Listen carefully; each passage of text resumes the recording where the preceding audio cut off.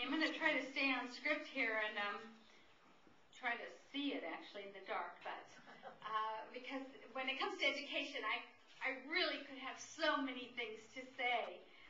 Right before I came here, I was meeting with the National Education Association, some of the members, the local members, and we were talking about some of the issues going on in the classroom in our kindergarten through 12th grade system in particular. So it's always really exciting for me to see really positive things going on in the classroom when I go and visit.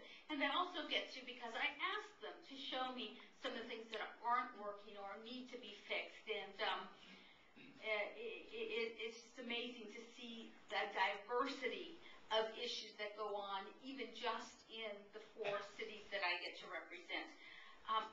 I see Harry Sidhu here, who is a member of the City Council in Anaheim. I don't know if you want to stand up and just wave to people. I don't know if you were announced, Harry, but thank you so much for being here because I know that you care about education. Since Anaheim is my hometown, I take that personal prerogative to introduce my council member there.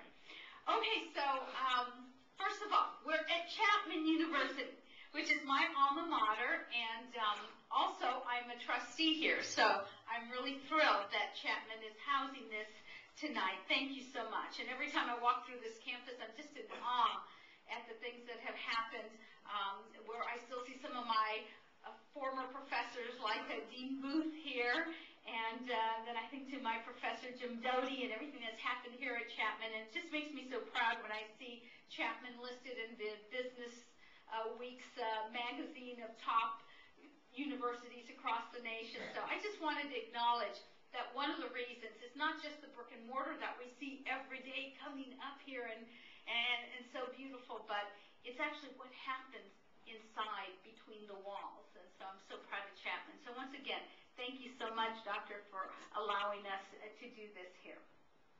Okay, so let's see. What do I want to say? I'm supposed to tell you everything that the Congress has been working on with respect to education, but I will tell you that, let me say a few things first at the state level, which are difficult for me to comprehend because I've never spent time in Sacramento. I haven't served in Sacramento, and of course, Sacramento today, for me, is just going crazy. It's a difficult place. It's a difficult environment, and of course, at least our kindergarten through 12th grade system is funded predominantly at the state level. The curriculum is decided at the state level. We also have, of course, the local issues that go on because we have the local boards for local control.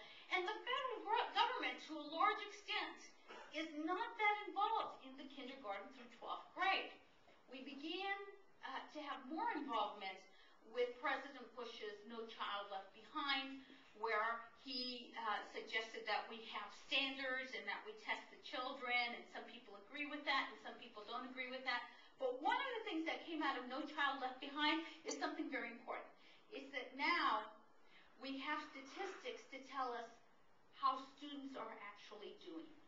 And that becomes important because unless you really are measuring what's going on, it's very difficult to know whether you're succeeding or not. Now, the way No Child Left Behind, of course, is written, we need to change it, in my opinion, because ultimately no school can continue to go higher and higher and higher without any end to it. So every school at some point will be a failing school under the No Child Left Behind program.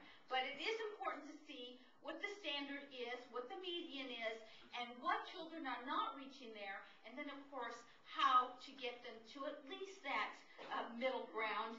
And one of the things that we did, the federal government, was we put that law in, we asked you to measure, and then we didn't put the funds to make the changes. If a child was below the median, how we were going to